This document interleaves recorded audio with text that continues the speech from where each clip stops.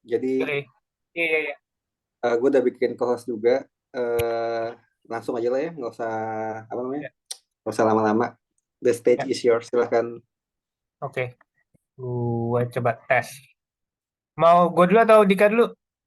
Gue aja dulu ya. Lu dulu ya, Kak. Oke. Oke. Nggak perlu perkenalan lah ya. Jadi, em, ntar gue slide share. Oh, tapi nggak apa-apa perkenalan dikit. Jadi posisinya sekarang gue di Pertamina. Assalamualaikum warahmatullahi wabarakatuh. Terima kasih semuanya yang udah mau join. Jadi posisinya sekarang gue di Pertamina. Lebih banyak ngurusin tentang, jadi judulnya itu operation planning. Lebih banyak ngurusin tentang planning, budget, dan apalagi ya, em, rencana rencana jangka panjang tapi spesifik buat upstream gitu. Nah, gue punya 5 slide, em, lebih ke arah brainstorming. Em, Harusnya nggak ngebosenin karena ini informasi baru yang kita semua harusnya belum belum belum aware. Nah, ini kalau kalau mau langsung ditanya tanya aja kali ya, mau langsung di komen komen aja. Yang pertama yang mau gue ceritain itu adalah tren harga minyak. Kan biasanya kalau minyak itu penilaiannya itu kalau nggak harga minyak, terus yang kedua itu em, benefit yang katanya di atas rata-rata, sama apa lagi ya, sama dua itu aja sih. Nah, em, kalau ini ceritanya adalah intinya adalah tren harga minyak itu nggak jelas, nggak bisa dipastikan, um, unpredictable. Gua sempat nandain kemarin itu ada beberapa tren sejak tahun dari nomor 1 sampai nomor 5. Um, Boleh pakai aja Kak. Apa yang bisa bikin harga minyak itu berubah? Jadi ini gue tandain nih, tapi belum gua kasih catat, belum gua kasih remarknya apa. Tadinya sih berharap ada yang mau coba nebak atau ada yang punya, ada yang sering ikutin berita-berita, mungkin bisa kira-kira 1 sampai 5 itu ada kejadian apa aja yang kita ingat yang bisa dicocok-cocokin sama tren harga minyak. Yang pasti tren harga minyak itu semuanya akan berhubungan dengan harga komoditas yang lain, kondisi politik, sama kondisi perang, sama kondisi-kondisi yang lain yang mempengaruhi perekonomian. Gitu sih. Kalau ada yang mau coba tebak atau ada yang mau coba komen, boleh.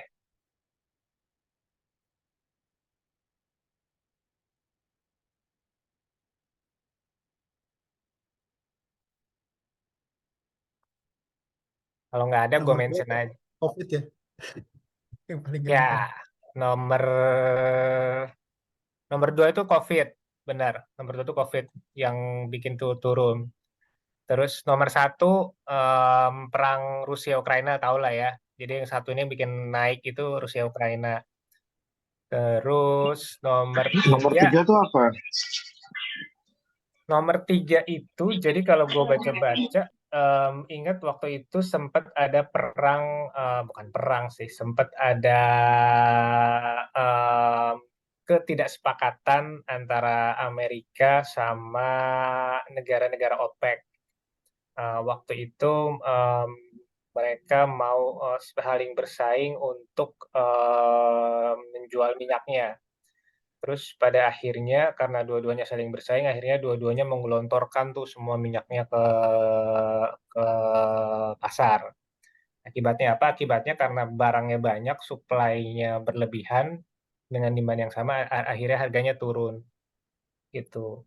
Em, Cerita lagi setelah itu, em, ada tendensi buat saling menutup menutup apa ya, ya saling menutup persaingan satu sama lain gitu ya. Kalau harganya turun seturun-turunnya, nantinya di bawah ongkos produksi, pada akhirnya kan rugi tuh. Jadi buat negara-negara produsen yang biaya produksinya tinggi nih, kalau misalnya taruh ini taruh posisi terendahnya itu ada di $40 per barel. Jadi kalau ada negara produsen yang ternyata ongkos produksinya $50 per barel, ya dia harus tutup gitu.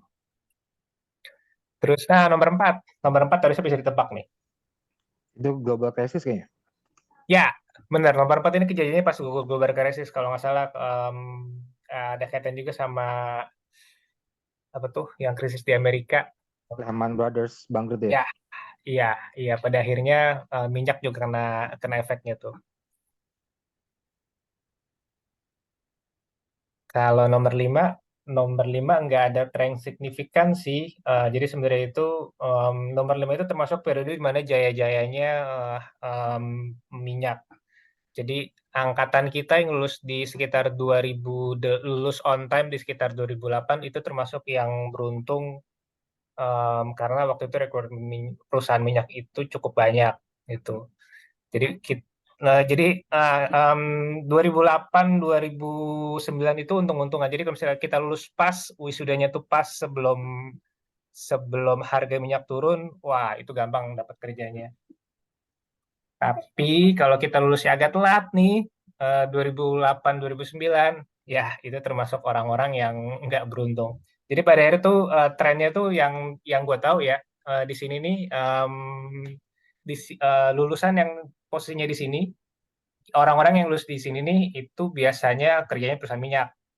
Tapi orang-orang yang kerja yang lulus setelah 2008 itu kerja biasanya lulusnya setelah lulus dia kerja di perusahaan either consumer goods atau bank. Beda nasib gitu. Ode, Dika mau nambahin? Apa Kak, sedikit MK. Jadi waktu tahun kalau balik ke situ ya, waktu tahun 2000 kita lulus ya 2004 2005 kita apa masuk jurusan kayak geologi, geofisika apa yang berhubungan dengan earth science gitu. Passing grade-nya waktu itu rendah banget ya dan karena masih sepi kan orang yang masuk gitu ya. Tapi yang angkatan 2008 2009 itu dulu satu angkatan kita waktu angkatan 2004 sekitar 60 orang, tapi 2009 2010 itu udah 300 orang gitu. Tapi kan sayang sekali pas lulusannya setelah itu keluarannya nggak bisa terserap dengan baik ya karena harga minyak ini ya. Kalau Benar. nah apa sebenarnya timingnya jadi dulu kita sedikit orangnya tapi pas demandnya banyak jadi terserap tapi pas sekalinya kita banyak supply-nya gara-gara orang lagi tuh booming kan tapi malah pas tahun 2014 2015 itu yang serapannya sedikit itu. Nah, mungkin buat punya keluarga yang atau saudara yang mau masuk jurusan Earth Science gitu bisa dilihat nih ininya nih apa namanya grafik ini berguna banget nih kalau mau masuk sekarang atau berapa bisa diprediksi cycle-nya. Mungkin itu sih tambahannya. Makasih MK. Sip. Gue terusin ya. Silakan. Kak, gue nanya Kak. Boleh. Kak, waktu itu kan kalau nggak salah sempat ada isu minyak bumi itu minus harganya tuh tahun berapa ya?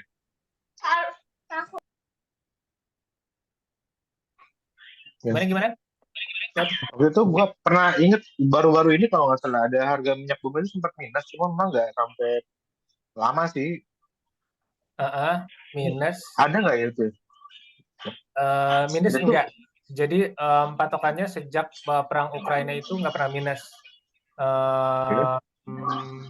Oh, oke. Kak, isu itu ada Kak pas COVID. Iya, bener pas COVID ya. Apa lu inget penjelasannya nggak? Yang bisa sampai minus? Gue nggak tahu detailnya ya.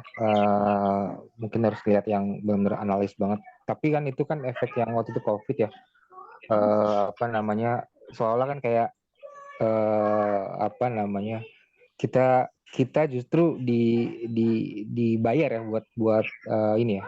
Buat konsumsi minyak itu ya. Jadi kan kayak minus gitu. Logikanya kan biasa kita ada cost per barrel tuh ya, sekian minimal itu, tapi itu benar-benar kayak nggak make sense gitu. Sebenarnya kan secara termin bukan minus ya, mungkin lu paham kayak secara termin itu bukan minus kayak real minus gitu, bukan. Iya, paling nambahin sedikit. Waktu itu ada ini apa tiba-tiba ada penurunan permintaan kan, sedangkan kalau kita produksi kan nggak bisa dikurangin ya. Maksudnya kalau kita produksi migas kan harus misalnya udah jelas jumlahnya tiba-tiba kadang-kadang maksudnya tiba-tiba ketika itu kelebihan pasokan, bener kata Dika juga sih. Maksudnya bukan minus saja, tapi pasokannya berlebih, tapi eh, permintaannya banyak yang ngurangin kan, gitu. Tiba-tiba masih apa banyak yang kontrak-kontrak yang udah disepakati, tapi tiba-tiba dibatalkan gitu. Iya. Karena ada beberapa kawan di nego juga kontrak jangka panjangnya tuh deh. Betul. Long kontrak kan kasihan. Hmm. Tapi ya itu. Kawan. Tapi nggak lama sih itu efeknya nggak kalau saya tahu waktu itu kalau nggak salah gue lupa sih, cuma kalau nggak salah itu nggak lama. Cuma begitu habis dari kejadian itu sampai sekarang kan, sekarang mulai bouncing ya kalau lihat ini. Bouncing banget.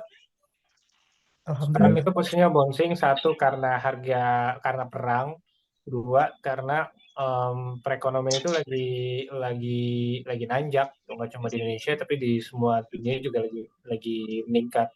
Kalau perekonomian meningkat, aktivitas meningkat, em, bahan bakar juga pasti akan naik, dan bahan bakar itu nggak bisa ditekan, nggak bisa tahan-tahan, nggak bisa diirit-irit. Jadi Ya. growing-nya pasti akan sebanding dengan growing perekonomian. Oke. Nah, ini nanti aja deh, karena lebih menarik bahas bisnisnya, buat tunjukin yang ini lagi. Jadi ini kita lihat yang ini dulu nih, yang grafik pertama. Jadi intinya adalah kita bicara total investasi. Kita ngebandingin antara berapa biaya yang dikeluarin sama perusahaan migas, sama perusahaan listrik, dan sama perusahaan lainnya. Jadi yang hijau tua ini adalah perusahaan energi nih. Migas, ada batu bara juga di sini. Terus kemudian yang atas ini ada pembangkit listrik, power sector. Yang ini nih end use and efficiency ini kayak semacam supporting atau industri-industri lain yang sifatnya efisiensi, intinya gitu lah. Yang mau gue tunjukin adalah investasinya tuh lagi naik. Nah itu tadi sejarah seiring dengan pertumbuhan ekonomi, investasinya juga naik. Jadi poinnya adalah bisnis energi ini growing. Jadi sejak 2020, kita lihat ceritanya 2017, 2018, 2019 segini, 2020 sempat turun, 2021 sempat naik, 2021 naik, 2022-nya juga naik. Poinnya adalah ya ini akan energi itu nggak akan surut gitu. Itu satu. Nah, terus yang kedua, ini nih, em, ini ceritanya adalah bicara tentang renewable energy. Bentar ya, gua geser dikit, gua justru nggak kelihatan. Bicara tentang renewable energy, em, em, ini nunjukin gambaran besarnya bahwa benar-benar renewable energy itu emang benar-benar ada, benar-benar diterapkan gitu. Kelihatan dari investasinya juga naik. Berarti kan banyak orang yang main ke sana, banyak orang yang bisnisnya mulai mulai pindah ke arah sana gitu. Terus oke, terus habis itu apalagi nih ceritanya nih? Renewable power, nuklir gitu-gitu aja. Renewable power sih yang signifikan. Terus habis itu low carbon fuel, CCUS. Nah, ini juga tren energi baru. Ntar kapan-kapan bisa ngobrol lebih banyak tentang ini. Em, banyak, jadi tuntutan sekarang kan banyak tuntutan untuk menjaga supaya emisi CO2-nya itu lebih kecil dibandingkan tahun-tahun sebelumnya. Nah, ada energi, ada bahan bakar yang di di apa ya, diatur atau di-adjust atau dimodifikasi sedemikian rupa supaya emisi karbonnya lebih rendah dibandingkan emisi tahun-tahun sebelumnya. Gitu. Ada komen nggak? Kayaknya bisa ngejawab pertanyaannya Anggi. Siapa MK di Anggi, Oh iya, gue pertanyaannya belum. apa udah dijelasin sih seperti yang MK jelasin.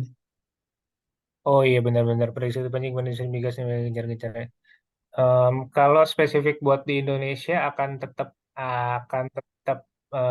hidup.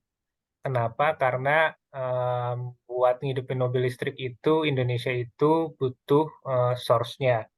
Source-nya itu yang ada di Indonesia yang dominan satu batu bara, dua gas, tiga PLTA. Batu bara in case memang diskenerkan untuk berkurang, berarti mau nggak mau gasnya pasti akan terpakai lebih banyak untuk industri pembangkit listrik. Dan PLTA juga pasti akan tetap segitu-segitu aja, tidak akan dikurangin kan. Jadi even kita pakai kendaraan listrik ya gasnya akan tetap terpakai.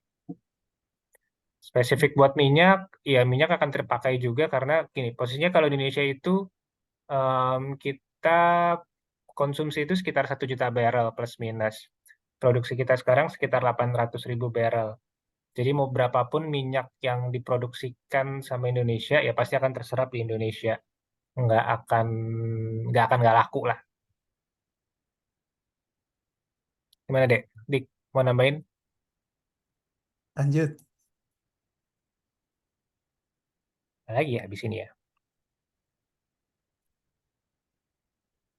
Jadi ini juga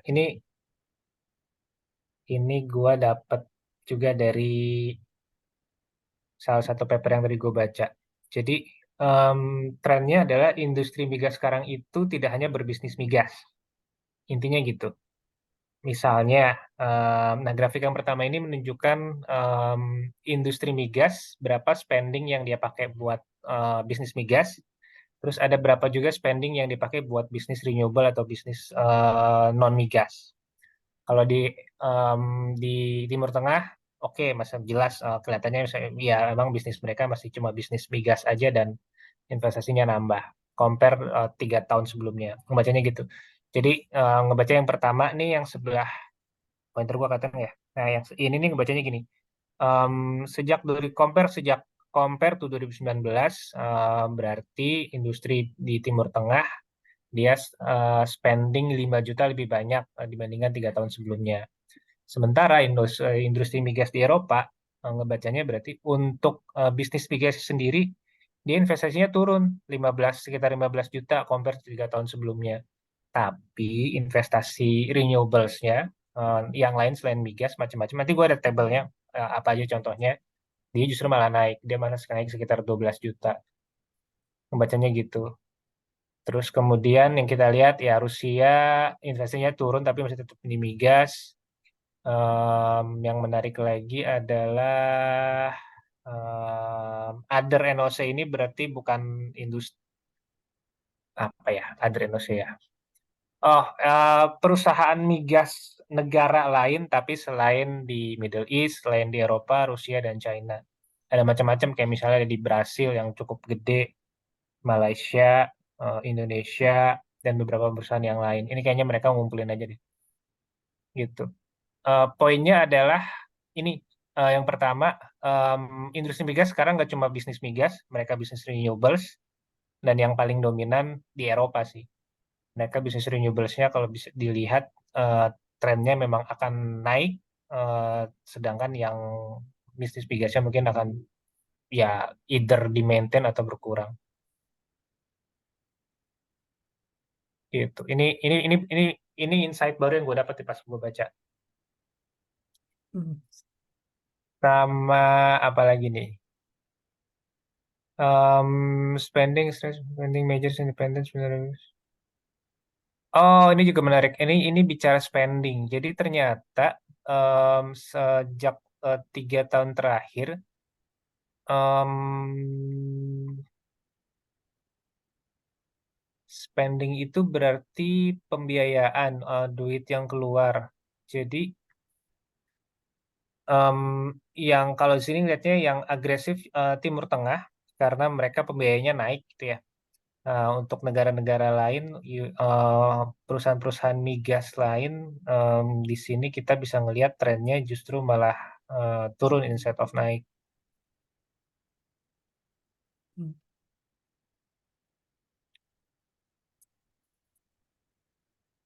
komen atau ada yang mau ngasih tambahan informasi?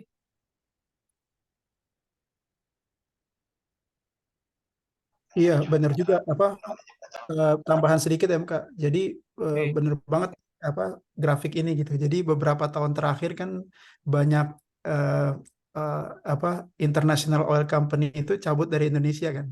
Jadi kalau bisa Mhm. dilihat eh, itu sangat berdampak juga buat produksi migas kita, terutama ya sampai hari ini kan trennya penurunan terus gitu. Sementara konsumsi lebih terus gitu. Jadi memang nggak bisa dipungkiri ya, walaupun kita bangsa besar Indonesia gitu ya, tapi tetap untuk urusan energi, terutama produksi oil and gas, tetap ada kaitannya dengan apa namanya international oil company gitu ya, seperti itu. Tambahan sedikit sih.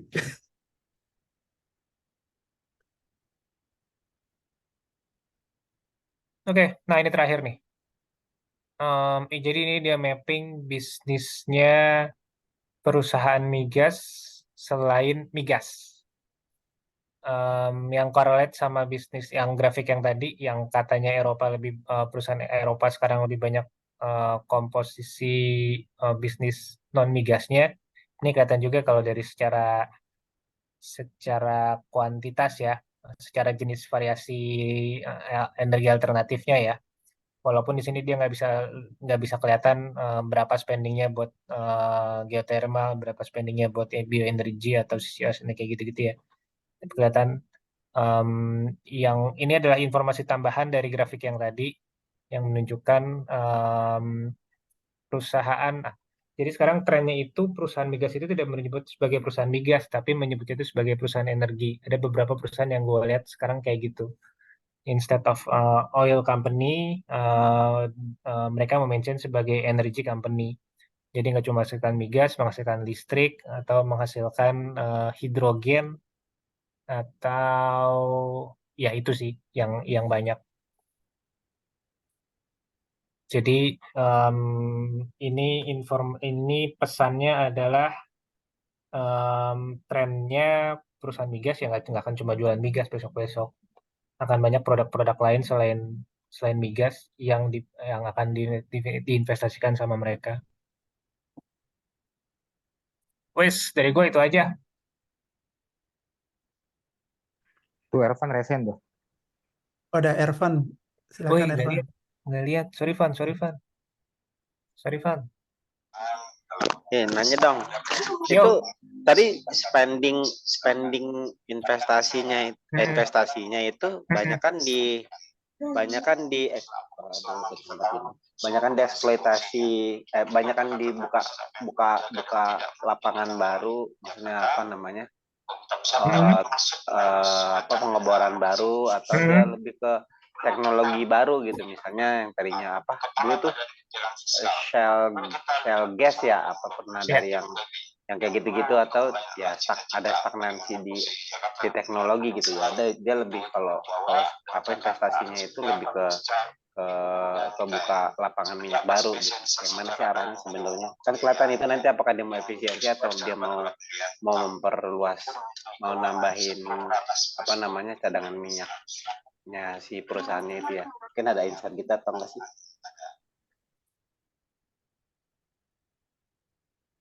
Ada. Tapi Ode kalau mau bantuin atau Dika mau bantuin jawab, ada. Gue juga gue baca itu tadi. Jadi ngebandingin antara berapa investasi dengan yang di lapangan existing dengan berapa investasi untuk eksplorasi di lapangan baru. Ntar ya, gue buka dulu papernya ya. Gua belum ini Kak, tadi gimana pertanyaannya? Sorry, Jadi gua lebih banyak di mana investasi untuk lapangan baru, eksplorasi, atau investasi untuk di lapangan existing? ini secara worldwide global atau dalam negeri ya? Iya, dua-duanya. Sama gue tambahin lagi satu lagi. Apa dia malah ke teknologi baru gitu. Teknologi sih, lebih teknologi baru, bukan EBT ya, tapi teknologi apa namanya, pengeborannya gitu. Iya, iya. Kayak gitu. Makasih. Ya Van, gua nggak ada datanya dan mungkin nggak tahu, mungkin nanti Odi bisa tahu ya secara worldwide. Tapi kalau di dalam negeri sih kayaknya beberapa, terutama arahan government ya, mungkin lu juga tahu, eh sekarang lebih banyak fokus di ini sih, apa namanya, ya yang tadi kalian sebut sebagai teknologi baru ya. Ini juga si Panji juga bilang teknik lifting non konvensional gitu ya.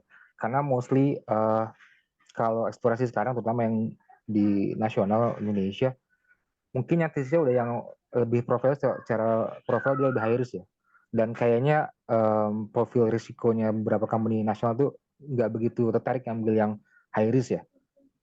Nah, makanya yang sudah pasti jelas di bawah itu ada minyaknya, itu yang diupayakan untuk bisa lebih apa ya, lebih intens dari segi gimana kita bisa produksikan dengan metode atau teknologi lain yang apa namanya, ya selama ini kita hanya melakukan konvensional ya.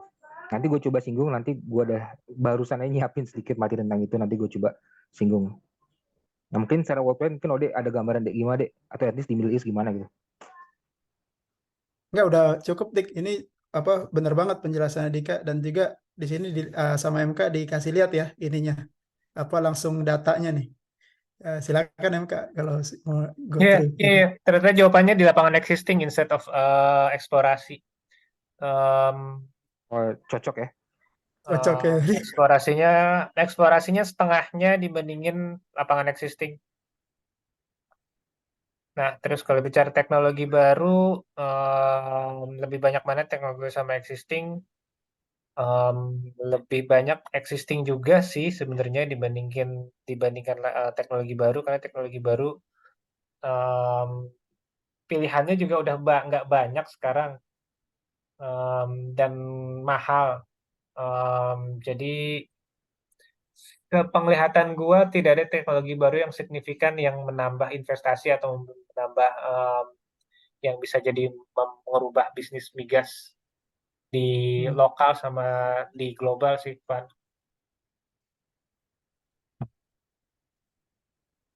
Itu. Jadi tetap lapangan existing yang sudah diproduksikan yang diobok-obok lebih dengan biaya yang lebih banyak. Oke, sip, sip, sip. Jadi jaga-jaga resiko juga berarti ya, daripada Iya. terkortar. Iya. Sip, sip, sip. Iya. Makasih. Sama ini nih, ini tambahan informasi nih. Bicara tentang apakah apakah di survei masih cukup atau enggak.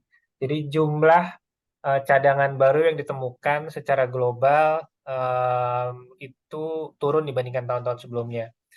Jadi 2010-2014 berarti 10 tahun yang lalu. 10 tahun yang lalu kita tiap tahun itu ketemu sekitar 30 miliar oil. Makin ke sini kita cuma ketemu setara 15. Ya intinya turun lah, ada tren turun untuk rasio atau sukses rasio cadangan migas yang ditemukan di seluruh dunia. Ini informasi baru juga nih, gue baru dapat. Yang gampang-gampang udah didapetin ya, tinggal yang susah-susahnya sekarang. Iya, betul, betul, betul.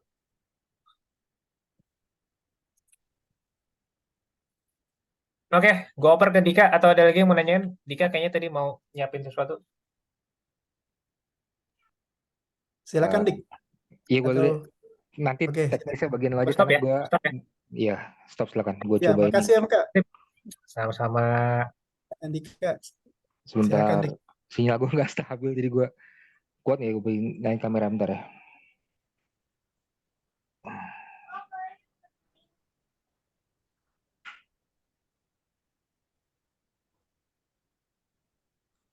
Bentar ya, gue coba share dulu.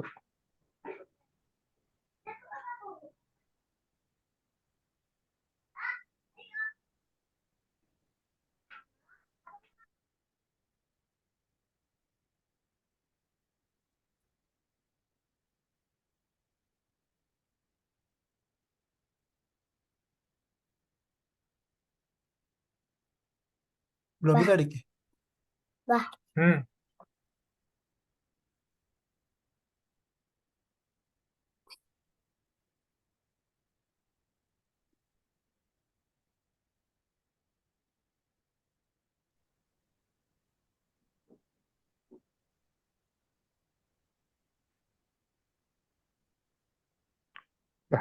file gue nggak ada, ntar deh kalau hilang.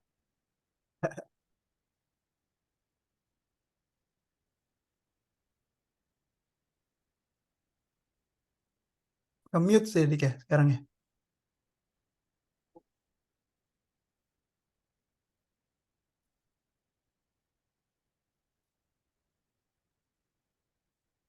Halo, Halo Dek, ya bentar Dek. oke. Pak Kalau Pak gua Kavi, saya nanya tuh Pak Kavi di chatting Pak Kavi. Nah, Oh sementara iya iya. Ah, silakan. ini Bujat ya? Kayak suaranya Bujat. Siap juragan. Bentar Jat, gue baru apa? Ini ada temen abah nanya. Oh, PSC Jat. Itu gue belum sempat cerita. Jadi bener-bener kalau di migas itu ada dua pilihannya, ada production sharing contract sama ada gross split. Em, Gambaran kasarnya adalah kalau gross split itu em, kita dapatnya itu masing-masing itu dapat profit bersih.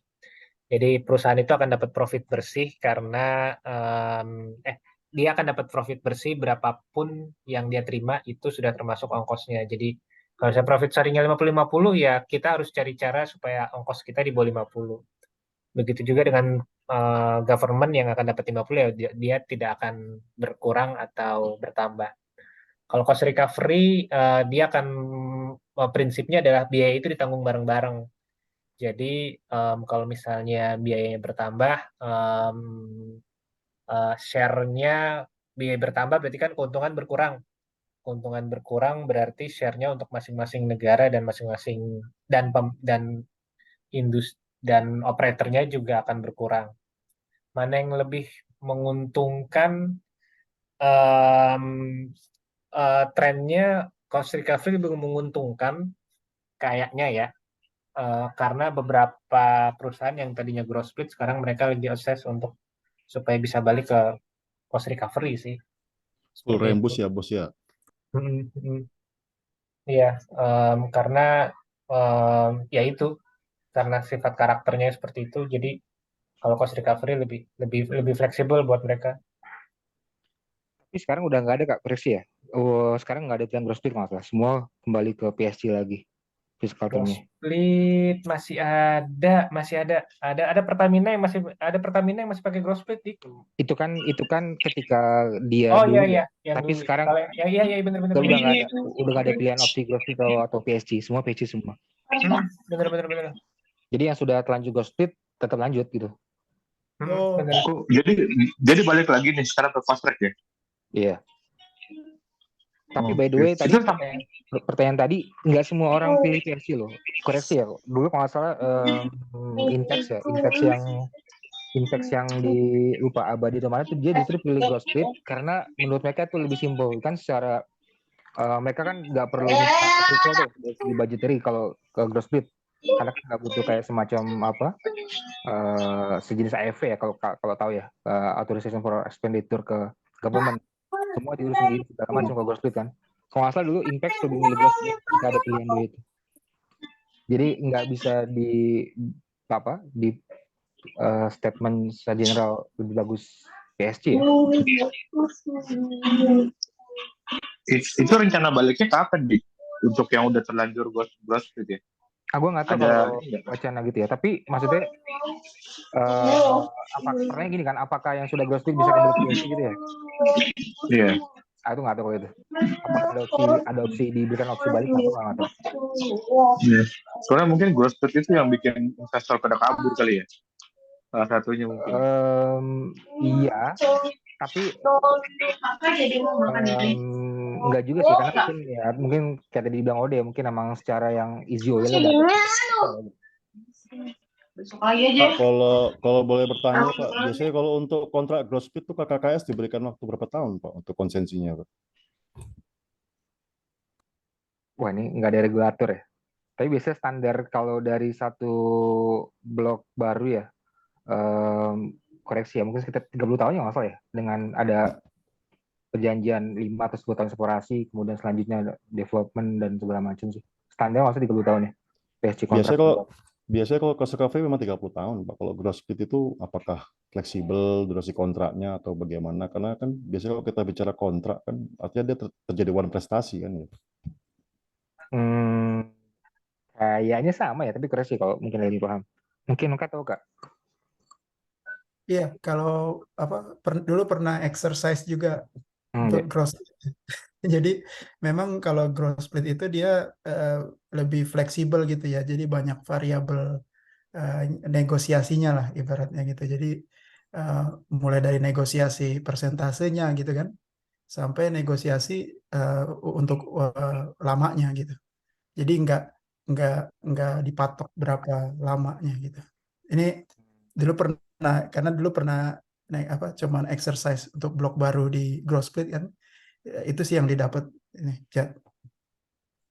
Ya itu mungkin makanya saya yang belum pernah saya baca kontrak itu untuk kontrak growth split saya belum tahu, makanya apakah berapa tahun suatu KKKS dia diberikan growth split, apakah bisa seperti itu gitu. Contoh dia sudah konsensi mengelola growth split untuk 30 tahun, tiba-tiba di tahun kelima ketika melihat tidak seksi lagi dikembalikan ke cost recovery, kan menurut saya kan aneh sebenarnya gitu. Iya. Itu Karena kan fleksibel sebenarnya ya. Itu fleksibel ya. Apa namanya, kalau 3 rezim PSG itu kan production sharing contract kan sebenarnya kan kontrak ya. Dia sebenarnya ada 3 model di Indonesia tuh, yang ada setelah PP 79 2020 tuh assume and discharge. Jadi apa namanya, pajak-pajak itu masih bisa dibayarkan oleh pemerintah. Terus yang PP 79 2020 2010 tuh full cost recovery, sama yang ketiga ya gross split. Nah, memang kalau standar kontrak itu di industri migas itu 30 sampai 35 tahun. Tapi memang sebagai apa namanya, sebagai insentif yang diberikan pemerintah tuh bisa memberikan fleksibilitas untuk nanti di periode berikutnya tuh dia bisa merubah dari gross split ke cost recovery, ataupun dari cost recovery ke gross split. Seperti itu sih. Betul. Ya, silakan Dik, lanjut Dik kalau itu Dik. Oke, Kalau ada yang mau makasih Pak Panji. disampaikan. Tadi agak gue answer dulu karena Masih di Panji. pembahasannya di luar itu ya. Iya. Oke. Ini sorry, udah kelihatan ya?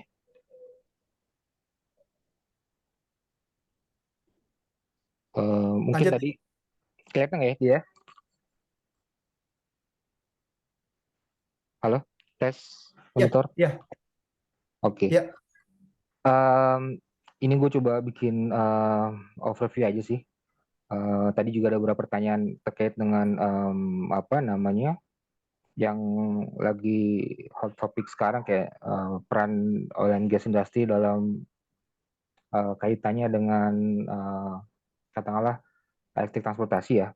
Ini bisa dilihat sini ada beberapa poin-poin yang tidak cuma itu ya, tapi kayak green energy dan segala macam. Jadi sebenarnya peran dari oil and gas industry itu masih cukup vital, signifikan ya, walaupun sekarang secara energi dalam tanda kutip ada semacam shifting to green, tapi sebenarnya role-nya masih ada di sana gitu. Kayak pembuatan materialnya, even itu wind turbine sekalipun masih ada di sana untuk bahan baku untuk plastik dan segala macam. Bahkan juga untuk pembuatan baterai mobil listrik ya, itu juga tetap ada peran dari energi fosil untuk bisa mensupport juga gitu kan. Dan bisa dilihat paling enggak yang dibutuhkan untuk membuat satu single battery di mobil listrik ya, paling enggak kita butuh kira-kira sekitar 100 barrel dari minyak gitu. Jadi ya, walaupun secara emisi mungkin iya, transportasi itu mungkin bisa lebih green, tapi secara apa ya, manufacture-nya segala macam tetap ada peran fossil energi di sana gitu. Well, itu intermezzo, mungkin sedikit informasi aja. Mungkin saya juga kurang kompeten juga untuk diskusi lebih jauh tentang ini ya, tapi ini hanya sekedar reality check ya terkait dengan kondisi yang lagi tren sekarang terkait dengan green energy dan juga electric transportation. Tapi yang ingin saya sampaikan sebenarnya lebih tadi ya, masih sedikit nyambung juga sama yang dipaparkan MK sebelumnya, dan juga tadi juga beberapa pertanyaan dari Panji Ervan terkait teknologi apa yang kira-kira sekarang bisa jadi solusi di tengah kondisi di mana kita paling nggak nasional ya, di Indonesia itu ada mengalami penurunan produksi ya, seperti itu. Tapi saya buka dengan terkait dengan hot issue sekarang ya. Sorry. Tentang emisi dari CO2 dan gas-gas lainnya yang diidentifikasi sebagai gas greenhouse ya, efek rumah kaca. Jadi ini saya ambil dari source yang ini, bisa dicek sendiri nanti.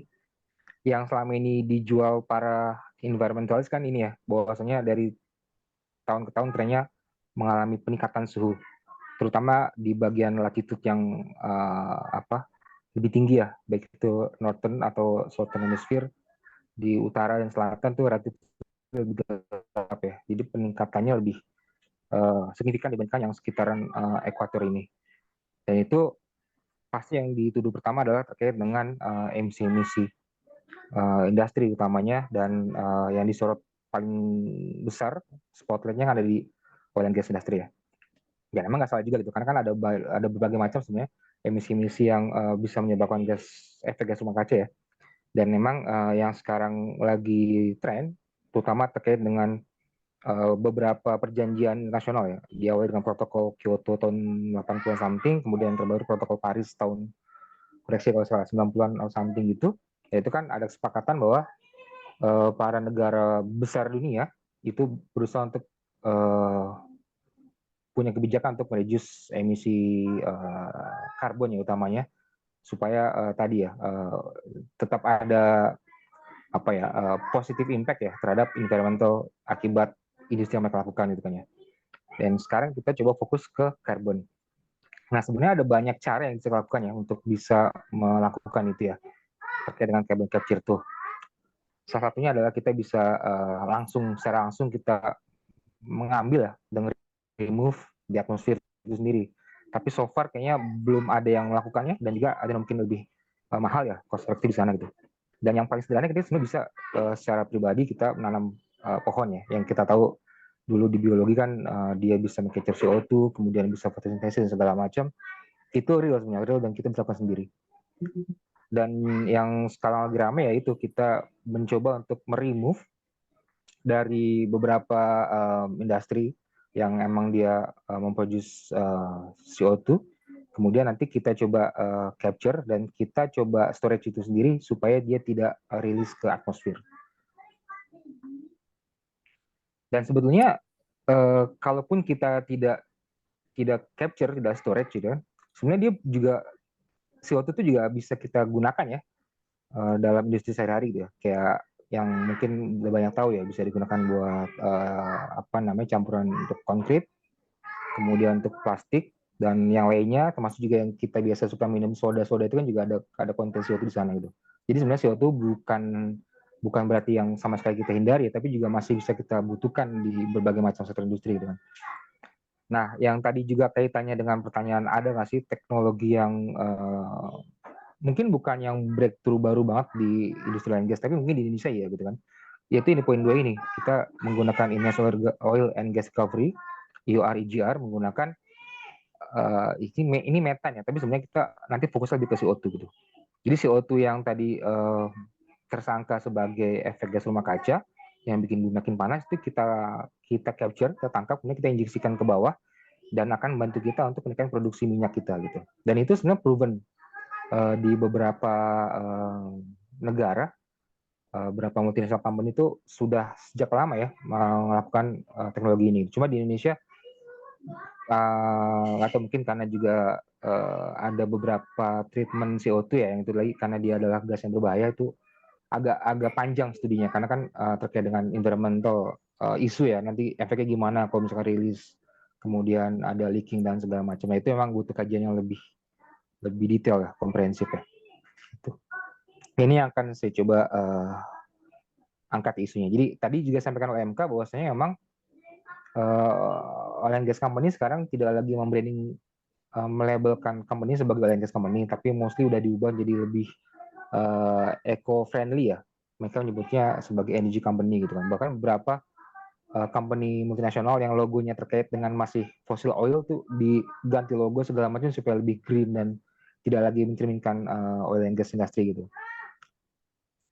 Jadi mereka banyak sekarang diversifikasi, salah satunya dengan industri CCS atau carbon capture storage. Nah, kalau yang kita gunakan di oil and gas itu seperti ini kira-kira skemanya. Ini saya ambil dari source ini. Jadi CO2 source dari manapun ya, dari industri atau dari apapun, kemudian akan kita capture dari industri itu, kemudian nanti kita transport. Transport ini mungkin jadi isu ya, artinya kalau memang CO2 source-nya itu dekat dengan lapangan yang akan kita injeksikan ini, itu dia mungkin secara sederhana bisa melakukan pemipaannya atau piping di sana. Tapi kalau jauh itu banyak opsi bisa dilakukan, dan beberapa tuh yang pernah dilakukan tuh bukan kita sih, di negara lain tuh menggunakan shipping ya, shipping kapal, kemudian ditransport mungkin lintas negara, lintas benua ya, untuk kemudian diinjeksikan ke lapangan gitu. Sebentar, kayak baterai saya mau habis, saya izin untuk ini dulu ya, charge sebentar. Monitor ya? Oke, lanjut. Bentar ya, Lanjut, ngecas Dik. dulu bentar. Iya, iya. Iya. Masih banyak nggak, Dik, kira-kira? 1 slide, 2 slide deh. Oke, siap-siap. Mungkin ada yang nanya ya, kalau tadi sekalian nunggu Andika charging, tadi ada pertanyaan dari Panji ya tentang yang unkonvensional ya. Jadi apakah bisa mendongkrak itu ya? eh, eh, Mana tadi ya pertanyaannya? Tadi lewat. Kalau nggak salah gitu ya, Panji ya. Kalau nggak salah pertanyaannya. Yes, Dek, betul.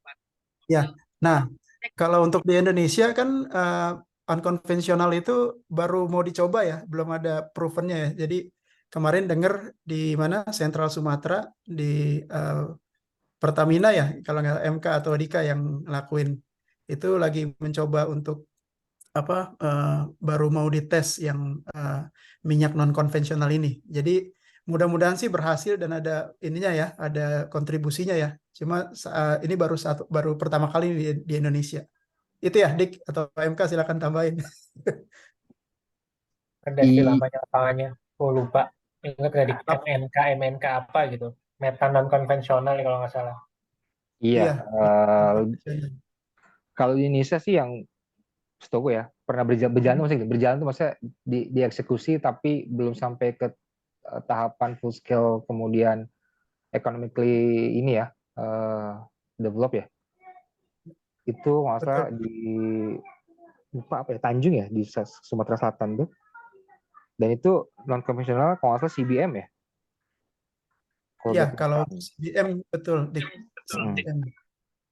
Dan itu kayaknya masih belum economically ini ya, di develop ya. Karena isunya banyak lah gitu. Ya. Mungkin itu Panji. Silakan Dik lanjut. Iya, emang apa namanya, mungkin Panji kan dari segi pemerintah ya.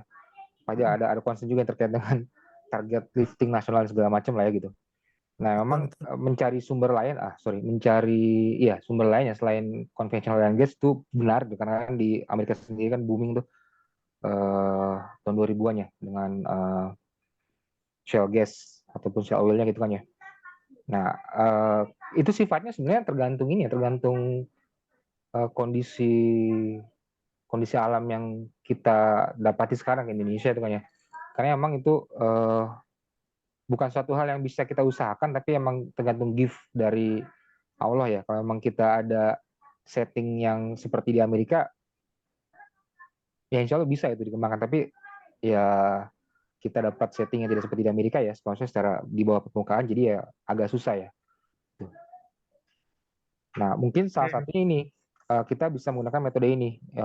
Tadi kita bilang kita manfaatkan CO2 dari industri, kemudian kita capture, kita transportasikan ke lapangannya, nanti akan kita jadikan injeksikan ya CO2-nya ke dalam subsurface di bawah permukaan, dan ini CO2 itu berperan untuk flooding ya, atau mendorong sisa-sisa minyak yang selama ini tidak bisa diproduksikan secara konvensional, artinya dengan menggunakan tekanan alami dari si reservoir itu sendiri gitu ya. Reservoir itu maksudnya batuan yang menyimpan minyak ya gitu. Jadi selama ini kan produksinya kan kalau yang normal dia alami aja menggunakan tekanan alami dari bawah kan. Artinya kalau teman-teman ingat ya, di permukaan sama di bawah kan bisa tekanan di bawah ya. gitu kan, pakai hidrostatik dan segala macam kalau teman-teman ya, ROGH dan segala macam itu. Nah, secara alami berarti di atas akan lebih rendah tekanannya, di bawah lebih besar. Jadi dia harusnya secara alami akan ngalir ya. Cuma karena dia produksikan terus pasti akan deplete atau menurun tekanannya. Nah, itu beberapa hal bisa kita upayakan ya supaya bisa tetap mengalir alami, tapi beberapa minyak yang tersembunyi di pori-pori itu nggak akan bisa terdisplace, itu tidak akan bisa diproduksikan. Maka kita bisa bantukan dengan kita banjiri di bawah permukaan itu dengan CO2. Nah, nanti CO2 yang diinjeksikan akan mendorong minyak-minyak yang selama ini nggak bisa diproduksikan, sehingga menambah produksi minyak kita. Nah, nantinya kalau sudah habis itu, kalau sudah CO2-nya semua kita injeksikan, kemudian diproduksikan kembali, kalau memang udah nggak ada minyak lagi yang bisa disapu, maka kita akan putuskan CO2 itu akan stay di bawah. Nah, makanya kita storage di sana. Makanya itu CO2-nya kita gunakan sebagai flood atau material yang akan membanjiri bawah permukaan produksi minyak. Kemudian setelah selesai tugasnya itu akan kita simpan di bawah, nggak kita rilis ke udara. Makanya akan membantu untuk mereduce global warming tadi ya gitu. Nah, sejalan dengan itu, government juga mulai aware lah ya terkait dengan pentingnya terkait global warming, CO2 dan segala macam. Nah, ini komposisi seluruh dunia di mana terkait dengan kebijakan net zero carbon, dan Indonesia yang coklat ini dalam posisi propose, artinya emang sedang diusahakan gencar di Indonesia. Mungkin Panji juga tahu ya, karena dia ngikutin IOG so far selama ini, emang lagi giat-giatnya Indonesia nih. Jokowi juga lagi gencar, Luhut nggak salah juga lagi ikutan di sini gitu kan, untuk bisa menggalakkan carbon capture storage di Indonesia. Dan Indonesia very welcome untuk menawarkan beberapa lapangannya untuk dijadikan carbon capture storage-nya gitu kan. Selain dari bisa digunakan buat memproduksi minyak gitu. Beberapa negara memang sudah establish, kayak yang hijau-hijau ini Amerika ya, Australia dan kayak Jepang itu memang sudah ada hukumnya, regulasinya yang menetapkan itu. Tapi di Indonesia, ya negara berkembang lah ya, masih dalam proses lah. Semoga bisa segera direalisasikan tuh. Karena nanti tadi ya, impact-nya cukup banyak, dan ini juga bisa menjadi peluang industri baru. Itu, Dek, dan yang lain. Silakan kalau ada tambahan lagi atau ada pertanyaan. Wah, makasih nih Dik, tambahannya. Keren, jadi dari sisi yang lain ya. Iya, sorry ini mendadak banget. Nggak apa-apa, disenggol sama Pak Ketua, Pak Doni. Jadi harus ini ya, harus nurut Dik ya. Selama ini malah gue sering ketemu sama Panji ya di beberapa event. Wah, mantap. Mungkin Iya. Panji paham ya. Paling gue ada sedikit ini ya, cuman 2 atau 3 ini kayaknya buat ngerangkum dah, maksudnya, atau bukan ngerangkum sih, ini udah jelas banget gitu. Ada sisi yang lain lagi yang ternyata kita buat meng-highlight tentang energi ini ya, tentang apa namanya. Jadi sebenarnya kalau bisa dilihat ya dari tadi MK kasih overview tentang energi kebutuhannya gitu kan, juga Andika ngasih di satu sisi ada ada karbon seperti ini gitu kan, tentang emission seperti ini gitu kan. Dan juga di satu sisi dari sisi teknikalnya sebenarnya sekarang hari-hari gini makin susah nyari minyaknya gitu dari segi teknikalnya. Paling gimana ya, ntar buat masa depannya nggak tahu ya ininya gimana. Cuma gue ada beberapa slide untuk ngasih big picture-nya lagi dan kembali ke root-nya lagi ya. Kita mungkin gue bisa share ya, Dik ya. Lanjut, Dek. Oke. Mungkin ini mudah-mudahan kelihatan. Ini hanya sekilas, mungkin nggak nyampe 5 menit ini. Tadi ya udah disampaikan oleh MK dan Dika tentang bagaimana ternyata kita sebenarnya belum ready kalau untuk hidup tanpa oil ya gitu. Jadi hari ini kan banyak mobil listrik gitu, yang lain-lain listrik gitu. Tapi ternyata itu hanya setengahnya dari penggunaan oil sendiri gitu. Tapi setengahnya lagi dipakai di berbagai produk ya gitu. Mulai dari obat-obatan, kosmetik dan yang lain-lain gitu. Ini banyak banget ya. Jadi ternyata nggak sesimpel yang kita bayangkan kalau hari ini udah nggak usah pakai oil lah gitu, atau oil and gas gitu ya. Tadi juga udah disampaikan oleh Dika, untuk yang bikin baterai juga dan lain sebagainya perlu juga oil gitu. Jadi di satu sisi kita butuh lagi, maksudnya masih butuh gitu sebelum yang renewables ini belum take off gitu, atau sedang dalam take off. Tadi dikasih tahu oleh MK gitu ya, di 3 tahun terakhir udah mulai take off, tapi baru mau take off gitu, apa sedang dalam proses take off gitu ya. Nah, sementara, nah ini hanya intermezzo aja sih gitu, apa balik lagi ke apa back to basic gitu ya. Pasti teman-teman bertanya-tanya gitu ya. Tadi kan Andika dan MK ngasih tahu tentang surface-nya gitu ya. Apa dari segi surface-nya bagaimana fluktuasinya dan pengaruhnya dari oil terhadap energi gitu ya. Tapi ternyata di dalam subsurface-nya juga kita makin lama makin susah gitu mendapatkannya gitu. Karena tadi kalau dilihat dari grafiknya yang tadi MK sampaikan kan, bahwa sekarang yang pertama orang lebih banyak untuk apa berinvestasi di tempat yang udah pasti-pasti aja gitu, atau di lapangan yang udah jelas-jelas gitu. Tapi untuk mencari lapangan-lapangan baru agak reluctant gitu, karena resikonya besar banget gitu. Dan beberapa tahun 10 tahun ke belakang di Indonesia itu kan udah lagi mencoba untuk melebarkan penemuan minyak dan gas itu ke wilayah timur ya. Nah, salah satunya dulu bekas perusahaan saya coba di Selat Makassar gitu. Tapi kan gagal gitu ya. Dan gagal dan biayanya lebih mahal gitu dibandingkan di wilayah barat. Dan hari ini udah jadi sepi gitu. Jadi karena resikonya besar, investasinya besar, dan tadi banyak international oil company yang dia memfokuskan investasinya ke tempat-tempat yang udah pasti-pasti aja gitu. Nah, seperti itu.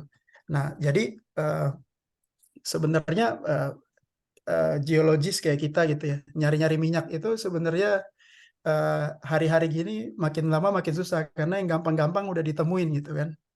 Nah, ini ada contohnya, saya kasih contoh aja gitu. Ini sedikit nih, satu slide aja tentang teknikalnya gitu ya. Kita ini dealing dengan subsurface gitu, sesuatu yang nggak kita lihat gitu. Nah, ini idealnya kita cari minyak di tempat-tempat yang seperti gini ya. Jadi ada aturannya gitu. Jadi Andika sama saya, Andika geofisika, saya geologi, cari-cari tempat yang ada minyaknya gitu. Kalau dapat syukur, kalau enggak ya itu resikonya gitu. Karena kita nggak ngelihat. Nah, sayangnya yang gampang-gampang seperti ini udah banyak di drill nih, udah banyak diketemukan gitu. Nah, tinggal yang susah-susahnya gitu. Memang teknologi makin lama makin maju gitu ya, tapi seiring juga dengan akumulasi yang makin susah didapatkan gitu. Nah, ini sebenarnya gampang ya kalau dilihat dari dari gambar sketsa seperti ini ya. Cari yang ada tinggiannya, cari yang ada akumulasinya, yang merah itu gas, yang hijau itu oil gitu kan. Nah, dia dari source rock-nya terus naik ke atas, terus terakumulasi gitu ya. Tapi masalahnya datanya kita nggak seperti ini gitu. Ini contohnya datanya seperti ini gitu kan. Apa namanya? Ini data ini kan yang bikin Andika sih sebenarnya. Maksudnya dari geofisika gitu, dari data seismik gitu. Nanti dari geologi, kita biasanya geologi dan geoscientist apa namanya? Jadi geologi dan geofisika namanya geoscientist ya gitu. Cari akumulasi di data-data seperti ini gitu, yang kadang-kadang datanya bagus, kadang-kadang datanya jelek gitu. Nah, jadi ini sekedar gambaran ya. Jadi resikonya makin besar, sementara kebutuhannya makin tinggi gitu kan, investasinya makin besar juga gitu. Nah, apa pengaruhnya buat Indonesia sebenarnya? Nah, ini saya ambil dari IPA kemarin ya, MK ya, mungkin tahu dari white papernya gitu. Jadi kondisi hari ini gitu. Nah, kalau dilihat ya, kalau saya zoom sedikit, nggak bisa di zoom ya. Nah, kalau saya lihat yang di atas, kalau dilihat di atas ya, ini defisit Indonesia kan ya. Jadi hari ini kalau dibaca seperti ini kan minus ya ke bawah ya. Dan di sumbu Y-nya, sumbu X-nya ini tahunnya gitu. Nah, makin lama nih minusnya itu makin besar gitu. Tadi udah disampaikan oleh MK, minus itu maksudnya supply dan demand gitu. Kebutuhan kita makin tinggi, sementara supply kita, produksi oil and gas kita makin rendah gitu. Maka sebagai konsekuensinya makin besar defisitnya gitu. Nah ini dari kayaknya Denny mau nanya. ya siapa? Dan Sorry? mungkin mau nanya Den. Oh, lanjutin dulu aja deh, nanti abis kalau lebih beres. Oke, ini terakhir kok. Nanti silakan. Nah, ini intinya sih, maksudnya ini slide terakhir gitu ya. Maksudnya hari ini kita kalau dilihat dari big picture-nya masalah energi banyak banget ya. Ini saya bersyukur juga nih dapetin orang-orang yang tepat ya, MK, Andika itu ngasih sudut pandang energi ke teman-teman yang dari lengkap lah ya dari segi big picture-nya dari dunia tadi yang MK sampaikan gitu kan. Andika dari sisi US-nya gitu, dari masalah yang lain, emisi karbon gitu kan. Nah, saya kasih sudut pandang dari segi Indonesia. Ternyata kita dihadapkan pada masalah yang agak-agak rumit gitu ya. Di satu sisi kebutuhan kita makin banyak, sementara supply-nya makin sedikit gitu. Investasi dari international oil company makin rendah gitu kan, dan sisi US kita harus mendukung juga karbon ini gitu, karbon emission gitu. Nah, jadi mudah-mudahan mungkin teman-teman ini ya, maksudnya dari bidang-bidang yang lain jadi bisa mengerti sekarang bagaimana tentang energi ini jadi masalah yang pelik gitu ya, buat menyeimbangkannya antara semua itu gitu ya. Dan terakhir ini daerah eksplorasi kita ya. Ini paling terakhir gitu. Kalau ditanya tadi ada Ervan bilang Anggi ya, pertanyaan kata orang oil minyak dan gas kita mau habis gitu ya. Sebenarnya enggak juga gitu. Ya, jadi minyak dan gas itu kita akan habis kalau kita berhenti melakukan eksplorasi gitu kan. Jadi sementara di peta ini kita lihat ya, kalau kita mau fokus ke daerah yang merah-merah atau yang pink-pink ini daerah kita yang belum dieksplorasi. Karena apa? Karena investasinya mahal, udah gitu teknikalnya makin susah gitu kan. Udah gitu kita banyaklah masalah-masalah yang lainnya gitu, terutama di wilayah timur kan, medannya laut dalam atau pegunungan dan yang lain sebagainya. Jadi ini sekedar gambaran besar ya tentang masalah energi ini. Saya hanya kita bertiga, MK, Andika dan saya ingin ngasih gambaran globalnya, nggak detail-detail, biar kita agak aware tentang energi kita yang biasa yang menopang kebutuhan kita sehari-hari sih. Sebenarnya mungkin sementara dari saya itu ya, hanya singkat aja. Silakan kalau ada pertanyaan, nanti MK dan Andika bisa sama-sama jawab. Iya. Nah, saya boleh nanya nih, Om sekalian nih, mumpung kebetulan kan mumpung di Bigas juga, cuma kebetulan vendor nih deh, sama Om Dika sama MK, Om MK dari video. Jadi ini kan gua kan selama ini kan contoh ya misalnya pabrik gua vendor untuk supply barang-barang khusus takeover. Seperti yang kita tahu kan bahwa sekarang kan Pertamina banyak takeover nih, perusahaan-perusahaan minyak luar ya yang dinasionalisasi lah kan gitu. Jadi kan kalau memang misalnya di samping itu kan ada program juga nih untuk mau ningkatin produksi 1 juta barel ya. Nah kalau misalnya contoh nih pabrik gua nih misalnya pengen mengarah nih ke barang-barang untuk supply yang sifatnya eksplorasi lah. Nah, itu kira-kira tren bisnis Pertamina gimana ya? Nah, ada 2 orang tuh. Silakan. Wah, ini sensitif. MK silakan, Kak. Boleh lah di-spill datanya. Kalau mau ngelihat trennya sebenarnya Satu, kalau mau googling juga bisa. Jadi lo bisa cek satu-satu lapangannya. Itu banyak biasanya karena mereka juga kan punya kepentingan untuk menyampaikan rencana jangka panjangnya mereka. Jadi kalau googling satu-satu, misalnya Pertamina di Jawa, rencana pemboran itu akan keluar tuh tahun sekian, tahun 2023 rencananya mau ngebor berapa, eksplorasinya berapa. Dan kalau misalnya emang udah tahu bisnisnya, bukan yang baru-baru amat, data itu terus di compare sama tren-tren historical sebelumnya, dari situ kan lu bisa tahu kira-kira peluangnya ada berapa sumur. Itu harusnya kejawab sih, dan tanpa tanpa ada informasi lebih detail. Kalau perlu informasi lebih detail ya mau ngomong emang harus ngobrol satu-satu gitu buat cari informasi lebih dalam, atau biasanya kadang di seminar-seminar gitu juga mereka akan mention kok rencana rencana besarnya, apalagi spesifik buat pemboran. Biasanya mereka akan menyampaikan karena memang mereka punya kepentingan untuk mempromosikan itu juga. Dari sisi duitnya bisa nggak tuh Kak? Kalau misalnya eksplorasi, mampu nggak kita kira-kira? Bisa. Nggak ada Bisa ya? isu dengan finansial kok. Finansial nggak ada ya? Oke. Nggak ada kok. Nggak ada kok. Terus ada ratingnya kan? Gue lupa, tapi ratingnya posisinya bagus kok. Nggak ada isu dengan finansial in case kita mau melakukan beberapa proyek besar gitu ya, melakukan eksplorasi besar, itu tetap Iya, ada budgetnya.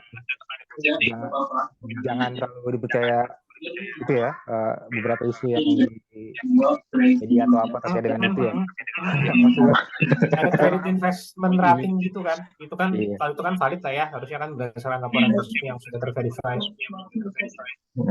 Tapi poinnya gini, Dan, percayalah, industri migas tuh kalau nggak ada eksplorasi pasti akan cepat tutup ya, karena kan itu yang potensi besar menambah cadangan baru ya, selain dari yang tadi ya, kita bisa bahasa teknisnya sih meningkatkan ini sih, recovery factor ya, aku nggak tahu bahasa Indonesia apa ya, tapi intinya ada banyak cara untuk kita bisa menambah cadangan kita. Yang tadi misalkan Angginanya, oh bener nggak 2030 habis ya? Enggak, kalau kita masih punya cara berpikir lain, pendekatan strategi lain untuk bisa menambah cadangan tuh banyak tuh. Satunya tadi yang misalkan coba gue sampaikan terkait dengan teknologi CCUS atau CO2 flooding, EOR CO2 gitu. Tapi yang paling signifikan ya memang eksplorasi.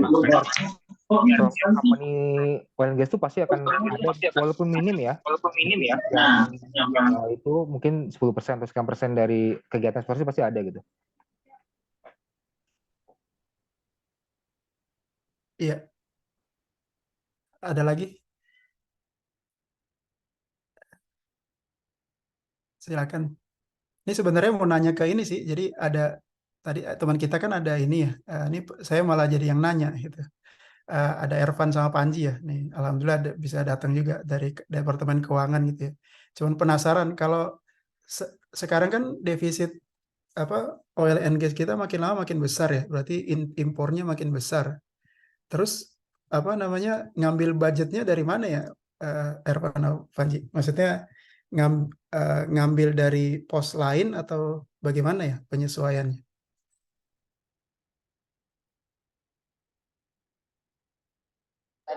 Tergantung ambil. Kalau gua dulu dah, ini Silakan. tergantung izinnya. Kalau tergantung bayarnya pakai apa. Kalau bayar ya prinsip begini, selama negara kita masih defisit pasti masih ngutang. Terus kalau bayarnya impor kita butuh dolar ya, terus dolarnya kita nggak punya, kita juga nggak kurang ya, bukan nggak punya ya, otomatis pasti tapping dana dari luar. Misalnya nerbitin bond yang salah atau pakai pinjaman kayak gitu. Oke. Kalau ya gimana lagi, kalau masih defisit energi terus ya udah kita net impor ya, nasibnya begitu gitu. Makanya nih harapannya nih pada teman-teman bertiga ini biar positif lagi. berat sih. Iya, betul, betul. Mantap. Gitu. Kali Panji lebih komprehensif ini. Wah, makasih Arfan. Ini masuk, ini jadi tahu nih. Silakan, ada lagi nggak yang nanya? Gue pengen Kalau nanya nih, nanya dong. Silakan. Oh, ini bagaimana? Penasaran. Kan sering dengar tuh berita pertama investasi di Kazakhstan, di mana di luar negeri ada. Terus tadi gue malah lihat datanya ada berapa belas miliar dolar gitu investasi di luar di 26 negara kalau nggak salah baca operasinya Pertamina ya. Terus yang bikin penasaran waktu itu sempet kan isunya kita tuh nggak bisa ini minyaknya tuh nggak bisa diolah di Indonesia, jadi harus dibawa keluar dulu karena kalau mau bikin kita nggak punya kilang. Terus waktu itu yang waktu zamannya Raja Salman datang ya itu kan apa butuh 3 miliar dolar. Terus gue jadi penasaran kok bisa ya investasi di luar tapi di dalam nggak bisa gitu, apakah karena nggak ketemu investasinya, nggak visible gitu, lebih ke situ faktor bisnis yang demikian atau gimana, karena kan otomatis kan pasti kan itu kan ada demand-nya ya, demand-nya otomatis ada kalaupun misalnya ini nanti dibayar pakai selisihnya pakai subsidi, walaupun subsidinya juga suka telat dibayar nih sama Mas Panji gitu.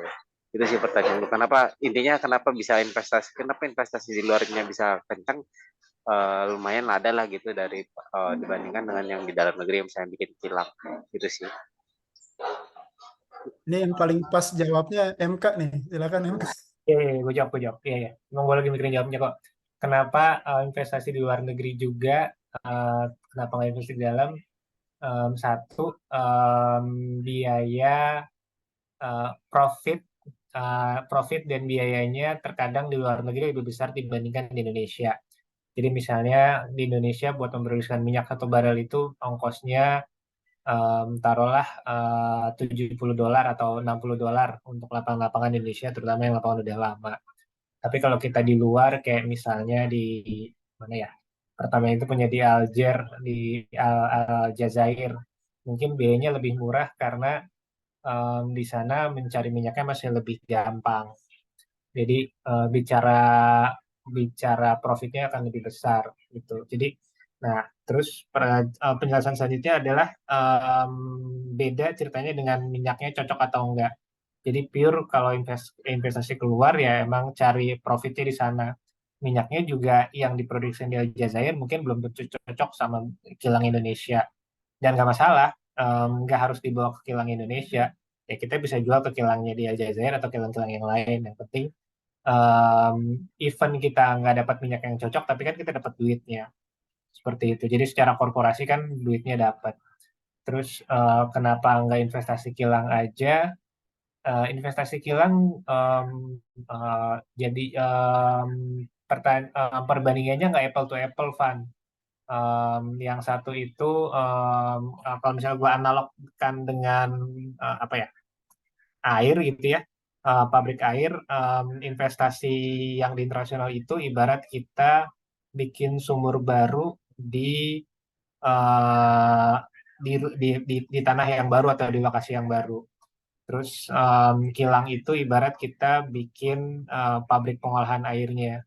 Dua-duanya kita butuhkan, bukan salah satu dari itu. Jadi itu tuh bukan pilihan apakah kita mau invest di luar negeri untuk mengambil minyaknya atau kita mau invest di dalam negeri untuk kita bangun kilangnya. Dua-duanya kita butuhkan dan dua-duanya harus kita investasikan mau nggak mau. Pertamina juga menginvest itu buat ke kilang juga. Ada beberapa, kalau Google itu kayak proyek-proyek RDMP atau proyek-proyek kilang baru yang akan dilakukan sama Pertamina itu ada kok, ada beberapa di Balikpapan, sama di Jawa. Dua itu sih yang gue inget. Gitu, Van. Semoga terjawab, Van. Cilacap. Oke, sip. Terima kasih. Silakan, ada lagi atau yang belum kejawab yang di sini ya? Tuh deh si Faisal nanya tuh. Apa? Kilang Masela jadi dibangun di darat pada laut. Lah kan bukannya partnernya Udah nggak ada, dapatnya siapa ya?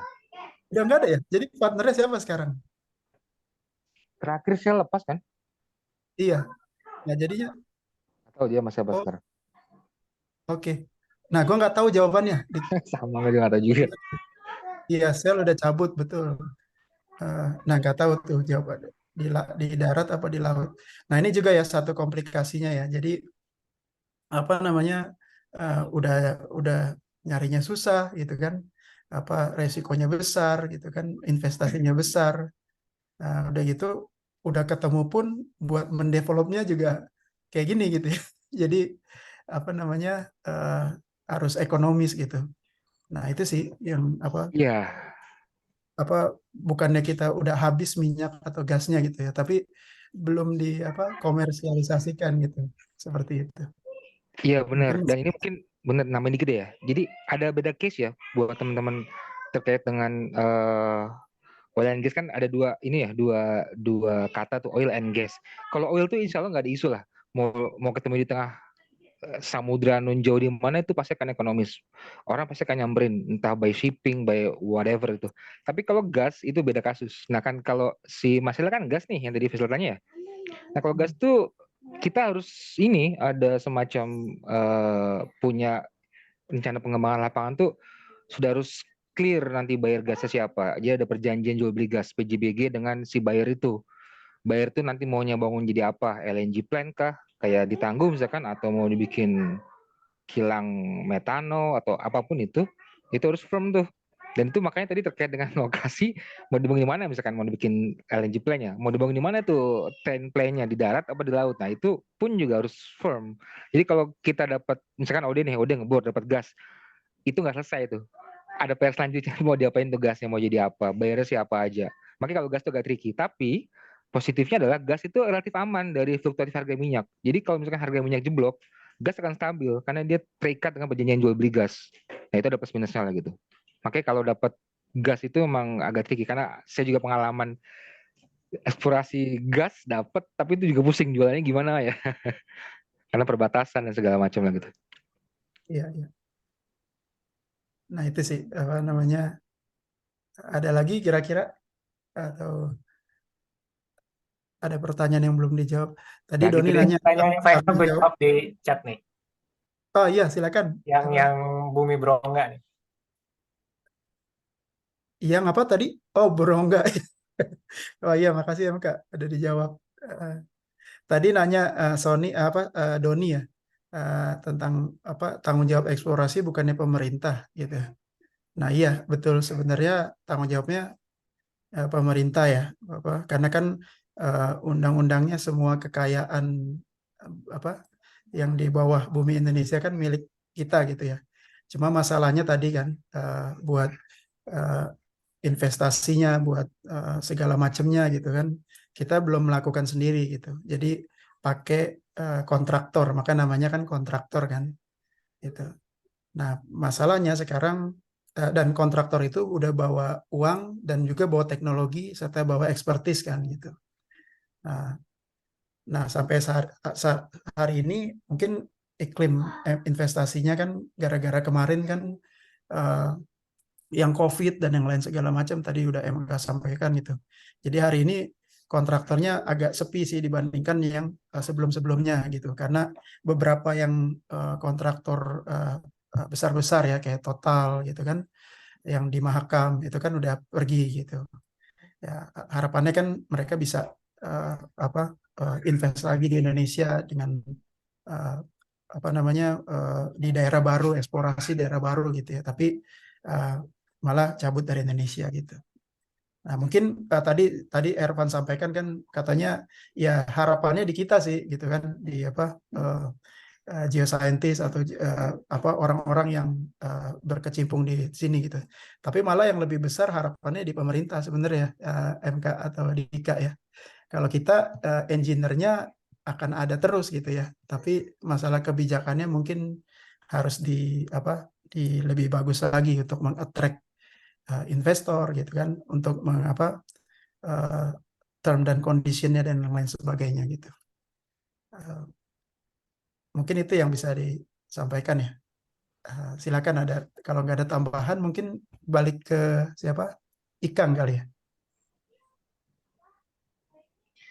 Itu Faisal masih nanya deh, tapi dia suruh Oh ya, suruh open mic aja tuh. Dia chat terus. iya, Dia nanya open open mic mic aja, aja, open mic lah. gue nggak kelihatan nih. Iya, iya Pertamina belum kontraktor betul. Mana sih, mana Faisal? Dik, Lumpur Lampido apa kabar? Terus nyambur sampai sekarang. Ya iya, masih terus nyembur kan sampai sekarang kan. Eh, jadi ya itu salah satu resikonya juga gitu. Bro, Pertamina kalau ada bicara Pertamina ada K3S, ada Menkonnya, ada vendornya, ada subkonnya. Tergantung anak perusahaan, anak perusahaan ya kan. Ya. bro, sebenarnya bro, kalau dari sisi operasinya pelajaran dari Lapido apa Om? Yang real case lah. Ya pelajarannya ini harus hati-hati gitu. Harus apa? Ya karena kan kita berhubungan dengan subsurface ya, yang kita juga nggak tahu secara jelas, secara pasti, dan jadi kadang-kadang ada surprise gitu. Maka pelajarannya kan skillnya harus bagus juga, apa technical skillnya ya harus bagus, dan eh, apa eh, safety ya, maksudnya safety itu nomor satu gitu, harus diprioritaskan gitu. Iya, mungkin dikit namanya dia. Sebenarnya ya, case-case kayak Rapido itu terjadi loh di luar negeri loh, dan itu banyak loh. Dan itu emang salah satu risiko yang sebenarnya ya, pada saat misalkan kalau dia mau ngebor tuh, itu pasti sudah masuk tuh dalam kayak top risknya lah ya. 3 atau bahkan emang top risknya dia tuh nomor satunya itu kan. Cuma ya mungkin yang harus di-highlight adalah ya kenapa telat sih penanganannya gitu ya. Sebenarnya banyak banyak hal yang bisa kita masukkan ya untuk mitigasi itu, banyak banget. Mungkin udah tahu lah. Emang harus dirawat setting lumpur yang benar, desain drilling casing yang benar segala macam. Ini gitu lah. Dan yang nggak usah jauh-jauh lah, yang terdekat tuh kayak di Brunei itu tahun 80-an mungkin itu pernah ada blowout juga. Tapi karena dia di offshore dia nggak begitu impactnya ke darat gitu. Bahkan beberapa negara lain juga ada yang di onshore juga, tapi dia cepat ditangani itu. Cuma ya pas Indonesia emang mungkin yang perlu dilihat adalah ya emang secara planningnya mungkin tidak sesuai, tapi secara apa namanya, bukan mitigasi apa ya, menangani menghandling itunya juga nggak tepat lah. Jadi ya berkepanjangan kayak gini ya. Terlepas dari perdebatan ini operasional pelabuhan atau hazard ya, force major sorry, itu hal yang lainnya gitu. Ya. Makasih Dik tambahannya. Ada lagi? Gua nanya deh terakhir deh ya, buat nutup ya. Suara gue kedengeran kan ya? Ya. Kedengeran kan? Ini apa? Kalau di oil and gas sendiri, dari segi kebijakan pemerintah gitu ya, sama industrinya sendiri, itu seberapa apa ya? Seberapa kejar-kejaran itu? Maksudnya, apakah peraturannya itu selalu apa ya? Selalu ngikutin terus gitu ya? Atau telatnya kejauhan? Ini gua ambil contoh ya. Contoh misalkan kalau di tempat gua di data gitu ya, kalau food and beverage masih masih oke lah gitu ya, masih apa namanya, BPOM masih masih ngejar walaupun beberapa hal mereka ketinggalan. Tapi kalau di data kan jauh ya, data udah kemana gitu ya, praktisinya peraturannya belum ada gitu. Nah kalau di oil and gas sendiri gimana?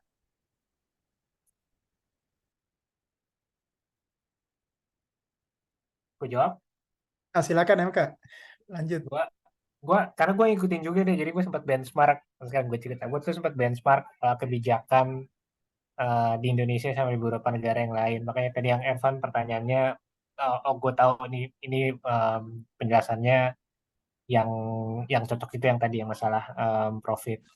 Kalau yang ini kebijakannya ada kebijakan yang menyesuaikan. Jadi kayak misalnya 2017 atau 2007 ya gue lupa. Ntar Panji bisa koreksi. Kan ada insentif pajak tuh, ada insentif pajak atau pengurangan pajak dari PPH atau PPN, gue lupa, dari 20 ke berapa terus ke berapa, dua kali perubahan pajak itu penyesuaian. Ada jawabannya, ada penyesuaian. Tapi kalau bicaranya telat atau nggak telat, em, nggak cepat, tapi nggak bisa cepat juga. Kenapa nggak bisa cepat juga? Kalau idealnya itu kebijakan itu menyesuaikan dengan harga minyak. Nah, cuma sekarang harga minyak kan tadi kan naik turun nggak jelas gitu. Dan kalau di level idealnya itu kebijakan juga menyesuaikan itu. Tapi masalahnya kan bikin kebijakan kan nggak bisa secepat itu juga. Misalnya pas harga turun kita langsung cepet-cepet bikin kebijakan di bulan itu, di tahun itu juga kan nggak mungkin kan. Itu sih jawabannya.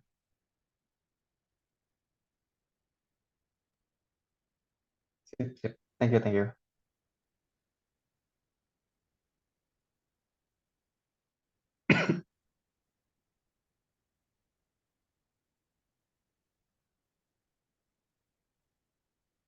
Oke, Kang, lo mau menyampaikan closing speech kah? Atau Gue balikin lah ke kalian aja atau kalau buat closing speech kalau nggak ada yang pertanyaan sebelum gue tutup. gue nggak ada. Monggo satu Nggak. orang seorang kali. Ode aja deh, Ode. Nggak ada. Ya, gue terima kasih banyak ya ke MK, ke Andika, ke Ikang dan teman-teman semuanya gitu. Mudah-mudahan ini jadi bisa membuka pengetahuan kita semuanya ya gitu. Dan harapannya ke depan juga banyak juga dari teman-teman yang nambahin ilmu kita juga gitu. Jadi kan tadi ada Ervan dan Panji ya dari keuangan gitu. Mungkin bisa sharing-sharing dan yang lain juga gitu. Jadi menambah pengetahuan kita semuanya gitu. Terima kasih buat semuanya. Selanjutnya balikin ke Ikang. Sip deh. Oke. Oh, Dika mau ngomong, Dika. Kita barusan ngomong ya, sip deh. Oh, sip. Oke. Gue kira mau nambah lagi gitu, 1 paragraf, 2 paragraf.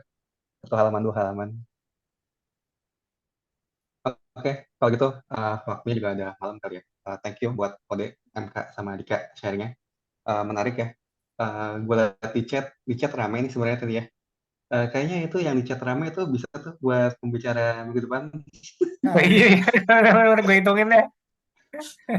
Buja sama Faisal sama Doni ya? 3 lah. Si Doni ini malu-malu nih. Ya, Doni. Ntar Jat nanti gue japri aja ya. Barangkali kan ada ini nih seri kedua gitu ya. Sama Sal, lo udah selesai kan Sal nikahannya saudara ya? Bisa dong Sal, 2 minggu lagi. Malam Pak Ikang, salam sehat selalu. Iya. Oke, kalau gitu gue close dulu ya untuk sesi hari ini. Thank you banget buat semuanya udah datang dan udah komen, udah ikutan ngeramein diskusinya. Kita akan kembali lagi insya Allah di minggu depan dengan bicara yang masih misterius. Nanti tunggu aja lah ya kabarnya gimana di Jumatnya gitu ya. Oke, gue closing dulu grupnya. Sehat-sehat semua ya. Izin pamit semuanya. Assalamualaikum warahmatullahi wabarakatuh. Waalaikumsalam. Waalaikumsalam. Ayo. Terima kasih Bang Andika. Terima